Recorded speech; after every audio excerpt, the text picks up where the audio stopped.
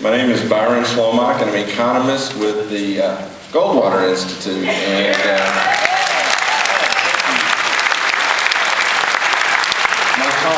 Well, the real issues, the bottom line is that the cost of medical care is high and it keeps going up really fast. Let's acknowledge reality. The healthcare system needs some work. And so the question is, well, what's going on? The problem is that when I go to the emergency room, I pay for most of it myself. I have what's called a health savings account. I ask for prices. The left looks at the healthcare system and they say, see, this is evidence that markets don't work in healthcare. Well, there is no market in healthcare. You know how I know? Because when you do ask for prices, you can't get one. You can't get the price of anything in healthcare. If there was a healthcare market, you'd be able to get the price. And the question is, why isn't there a price? Most of us don't ask for the price, right? Most of us don't ask for the price because somebody else is paying for it. We don't pay for it ourselves. And the result is, because we don't pay for it, I'm an economist. I'm looking at prices. They're going up real fast. And I go, as an economist, I've been taught that there are really only two reasons why price goes up. Either it's the law of demand or the law of supply. Well, on the demand side, we're not paying for it ourselves, so we demand a lot of health care. We think the price is zero or near there. Effectively, in our minds, that's how we think. We've got Medicare paying for our care, we've got Medicaid paying for our care, and then we've got insurance companies paying for our care. A lot of people say, well, technology is driving the cost of health care. Why do people say that? Name me one industry in the history of all of mankind where when technology improved, costs went up. Socialism.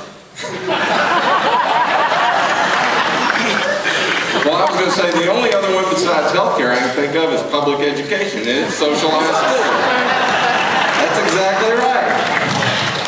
And so the question is, of course, if the real fundamental problem here is that we have too many third-party payers, we have too much dependence on so-called insurance, it's actually prepaid health care. We have too much dependence on Medicare and Medicaid. If that's why healthcare costs are going up, the question is Obamacare going to work? Is it going to fix anything? Well, no. It keeps us going in exactly the direction we've been going in. In fact, it would increase our reliance on insurance and government. It would increase our reliance on bureaucracy. We already have enough bureaucracy between insurance companies and the government. It would give us even less discretion and individual choice. It would, one of the things that particularly bothers me, this bill would essentially turn doctors into indentured servants in the long run. I said, based on this bill, I wonder why we fought the Civil War. They said, what are you talking about? Well, if you have a right to health care, that means you have a right to other people's money.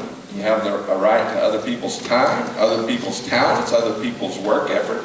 What is that but slavery?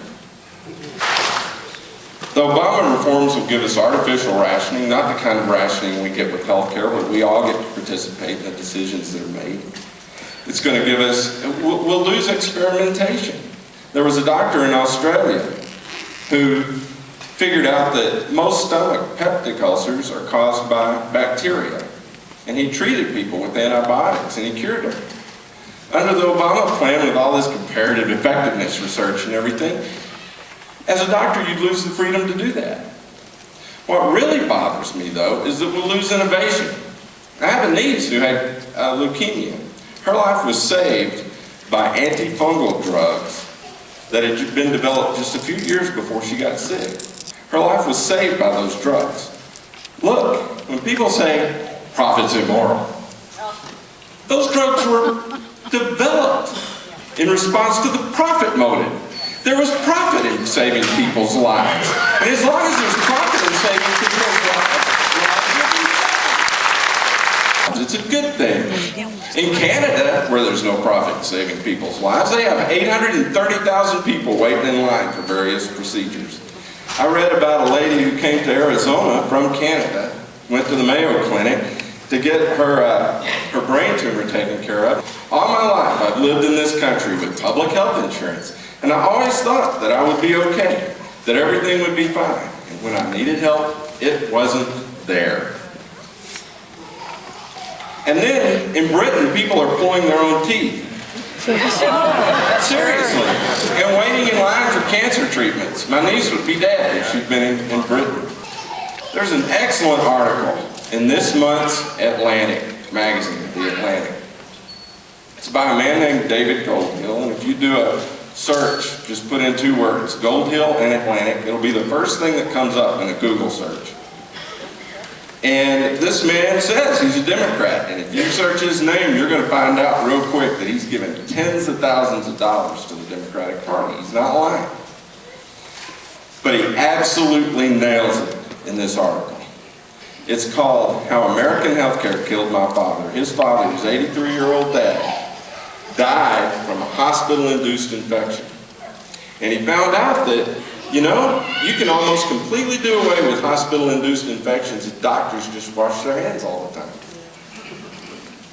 And he asked the question at the end. His mother, though, saw the bill, $637,000. She paid only $1,000 of it. And so he asked this question at the end. Before we further remove ourselves as direct consumers of health care, with all of our beneficial influence on quality, service, and price, let me ask you to consider one more question. Imagine my father's hospital had to present the bill for his care, not to a government bureaucracy, but to my grieving mother.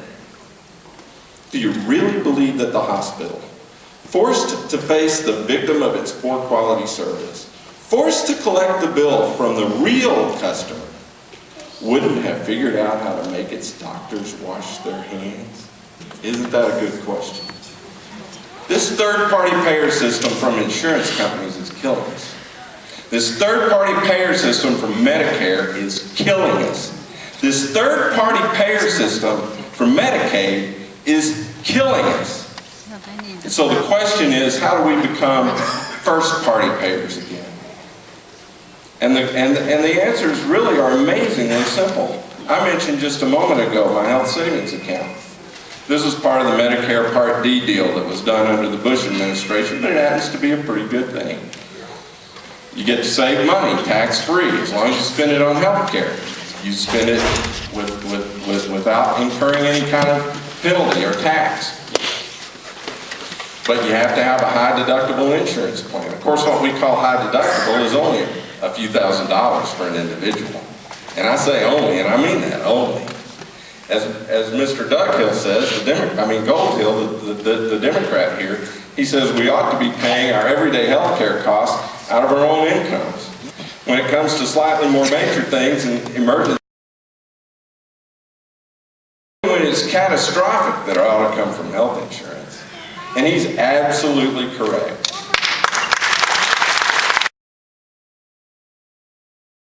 Contract with people who are on Medicare today, but it's got to be phased out in its current form. It's got to be. And so over time, we've got to incentivize people to save for their health care in the long run. We've got to get it to where people have $50,000 bank accounts. And that's your deductible in the future. And you pay for your health care out of that huge account. And we need to have more of these health savings accounts. We need to make them so that they can be transferred to your children tax-free for their health care, or less in a will.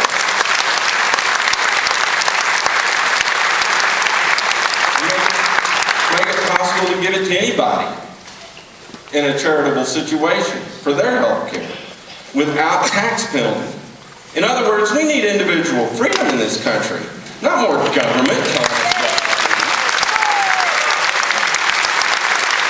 We need to deregulate insurance, and that's something states can do today. There's a lot of regulation on insurance. Now, we need to deregulate medicine in general.